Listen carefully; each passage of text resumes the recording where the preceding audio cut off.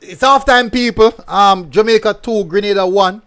And let's have a look at the possession. Ball possession 53% in favor of Grenada, 43% in favor of Jamaica. Attack 49 to Grenada, 39 to Jamaica.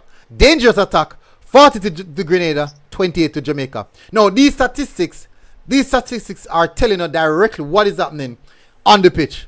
Now the scoreline does not reflect the statistics because we are leading 2-1. And if you can see, dangerous attack, we have had 28, whilst Grenada have almost doubled us with 40.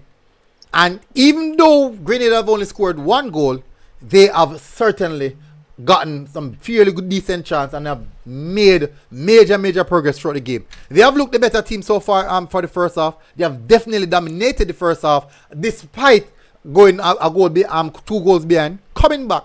And if based off how the game pando right now, if we are not careful, I strongly believe that we might concede another goal in the second half. So we have to fix up. No, for me personally, if I should say I'm going to make any change, I 100% think that we have to do something for the second half. Because if we don't, we are in problems. Go on, Sean.